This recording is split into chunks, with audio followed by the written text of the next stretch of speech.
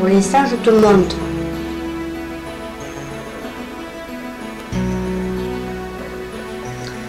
Bon, les roches métamorphiques, ce sont des roches diverses, soit sédimentaires, soit volcaniques, soit même métamorphiques, qui ont subi une transformation, une métamorphose due à de nouvelles élévations de pression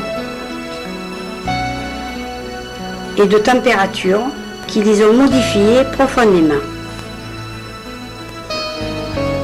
Il existe aussi une métamorphose de contact. Par exemple, une roche volcanique en fusion, en arrivant dans une autre roche constituée, la réchauffe et la recristallise.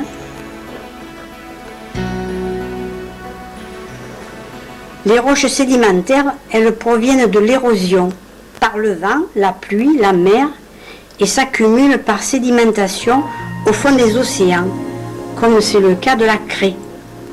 Le pourcentage de silice dans les couches internes est extrêmement important car il est associé à du magnésium, à de l'aluminium et à quelques autres constituants. Le cristal de roche, si tu pouvais le peler, tu aurais l'étoile de David. Tu aurais l'étoile de David, tu vois. Là, on voit le bout. Mais si tu le pelais, tu vois. Il y a combien de facettes alors un cristal de roche? Il y en a 6. 1, 2, 3, 4, 5, 6. Tu as 6 facettes, regarde. On va les compter là. Regarde si j'y suis. Descends un peu. Et on le déployait, on aurait l'étoile de David. Donc je te montre les faces. 1, 2, 3, 4, 5 et 6. Donc si tu les mettais comme ça, c'est pour te dire que la nature fait bien les choses. Dans l'énergie, je parle. Maintenant, je peux te montrer les polarités. Alors je prends mon pendule, tu vois, et je demande si la polarité est positive, c'est-à-dire yang. Tu vois, me dis oui. Tu vois, je bouge pas mon pendule. Et il tourne à l'inverse, c'est-à-dire que là c'est yin. Hein? Et c'est pareil pour les biterminés. Les biterminés, voilà, tu vois, là, lui, il est yin. Donc il faut que quand je travaille, il faut que je travaille avec cette polarité. Alors quand ça tourne dans le sens des aiguilles d'une montre, c'est le signe positif. C'est le yang, c'est positif, c'est le yang. C'est là où se dégage l'énergie. Oui. Et là, tu vois, il va s'arrêter. C'est là où ça en prend de l'énergie peut-être. Voilà. L'énergie rentre par là et sort par là. Et quand tu nettoies ton cristal, il faut toujours le nettoyer comme ça. Toujours. À l'eau courante froide, tout le temps. Et lui, il faut se rappeler où il est le positif et le négatif. Et il faut faire dans le sens du positif. Et on s'en sert comment ça pour les applications thérapeutiques? Ça, on s'en sert surtout pour les déblocages de chakras. Alors mettons lui, je le mettrai au niveau cœur. Et ça. La silice qui provient du manteau est expulsée vers la surface par les fortes pressions, en suivant les fissures qui se créent dans la couche terrestre. En remontant, cette silice rencontre de la vapeur d'eau bouillant à plusieurs centaines de degrés. Et ainsi se crée la rencontre symbolique du feu et de l'eau qui donne naissance au quartz. Mais il faut la présence d'une bulle de gaz qui crée une cavité dans la silice pâteuse pour que les cristaux puissent pousser séparément. En fait, il a été prouvé que sans la présence de vapeur d'eau ou d'oxyde de carbone, les cristaux pourraient même pas se former. Les minéraux comme le quartz ou le feldspath peuvent difficilement se constituer en fusion sèche, c'est-à-dire en l'absence de ces additifs gazeux. Un atome de silice se compose avec 2 atomes d'oxygène de l'eau et libère l'hydrogène, formant ainsi le dioxyde de silice qui est toujours pâteux à ce moment-là. La cavité de cette bulle de gaz ainsi que la veine de silice est appelée pegmatite. On peut trouver toutes sortes de minéraux cristallisés ou de métaux combinés avec la silice dans ces pegmatites, car la vapeur d'eau minéralisante y dépose différents sels minéraux dont elle est chargée. Les chakras, nous avons 7, on en a plusieurs, mais les plus importants, c'est les 7 points d'énergie du corps. Alors nous avons la base qui est au sexe, ça s'appelle le chakra de base, il est rouge. Nous avons celui du nombril, lui il est orange. Puis nous avons le plexus solaire qui est jaune, celui du cœur qui est vert et rose, celui de la gorge qui est bleu, bleu ciel, celui du troisième œil qui est bleu indigo et le sommet qui est violet. Alors, comment ça se passe pour avoir un équilibre entre tous ces chakras? Alors, premièrement, on les teste avec le pendule, hein, d'accord? Et on peut les redynamiser avec le cristal de roche, dans le sens des aiguilles d'une montre. Tu peux les redynamiser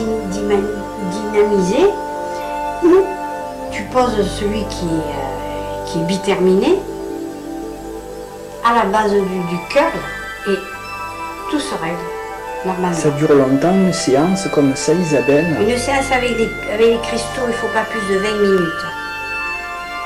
Parce que c'est très fort les cristaux. Je te présente celui-là. Tu vois celui-là, on appelle ça le cristal laser.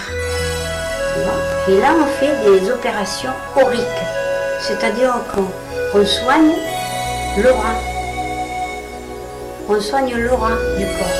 Quand il y a un trou aurique, hein, moi je le sens par mes mains,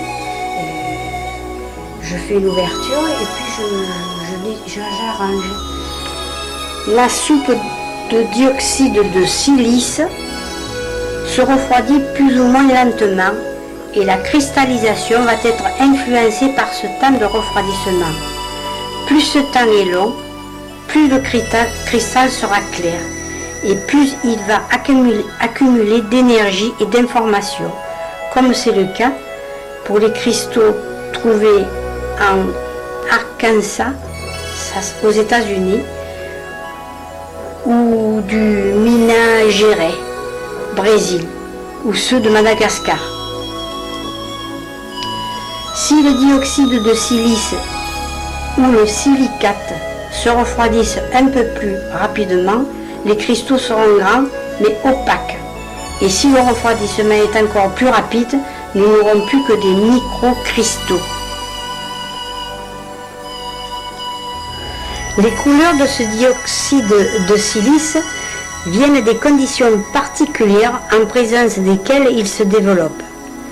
La proximité de roches radioactives va donner du quartz fumé.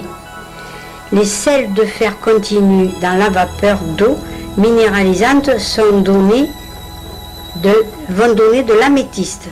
Les sels de titanium, le quartz rose. Pour extraire les cristaux de quartz, il faut donc creuser ou chercher aux flancs de montagnes ou de glaciers en suivant la pegmatite jusqu'à la cavité. Alors Isabelle, tu as la carte blanche. Alors je te remercie et je t'explique ce que c'est que la Jérusalem céleste. La Jérusalem céleste, c'est la Jérusalem du ciel, de Dieu, quoi, si tu aimes mieux. Hein. Donc là, il y a la jaspe rouge. Il y en a 12. Hein. Alors tu as la jaspe rouge. Tu as le saphir. Tu y vois là? Normalement, c'est bon, oui. Tu as le saphir. Tu as le lapis lazuli. La calcédoine. L'émeraude.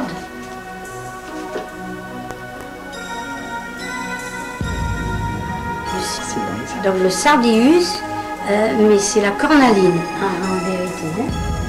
La chrysolite, ouais, elle est verte. Chrysolite. Le béryl qui est l'aigle marine. Ouais, il est parfait, lui, il est terminé. Il est même, on peut le mener chez le bijoutier, il peut faire un bijou, lui. La topaze, là j'ai une topaze impériale.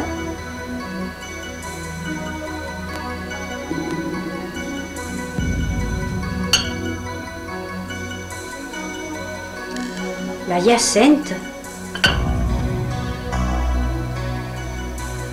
Alors elle est radioactive. Il y a de l'uranium dedans. Le chrysoprasus, voilà, elle est toute petite elle. Parce que ça, elle est très rare, donc elle est très recherchée, elle est très petite. Et l'améthyste. Alors, l'Israël de la Jérusalem céleste n'est ni physique, ni historique ou éthique. C'est l'Israël de tous les niveaux vibratoires d'énergie lumière. C'est une cité de lumière qui accueille les âmes ayant transmuté physiquement en corps de lumière. Pour y accéder, il y a 12 portes correspondant aux 12 tribus d'Israël. Donc les 12 Urim Tumim qui eux nous permettent de transformer nos cristaux sanguins. C'est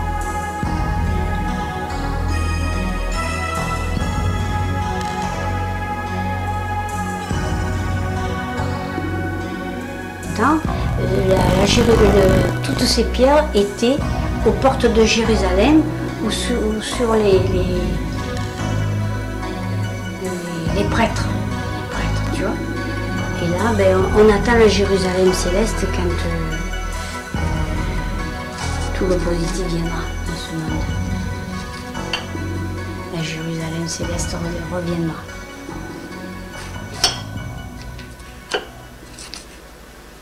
Merci Isabelle. C'est moi qui te remercie. Alors aujourd'hui, on est le 1-4 de l'an 2001. Et nous étions donc en Arles, oui, où tu nous as invités chez toi Isabelle, oui, et je te remercie beaucoup. Oui. Mais nous n'avons pas terminé, on a encore à se revoir, hein, parce que j'ai beaucoup de choses encore à montrer. D'accord, on reviendra Isabelle. D'accord. On va pour le thé? On va pour le thé. Merci. C'est moi qui te remercie.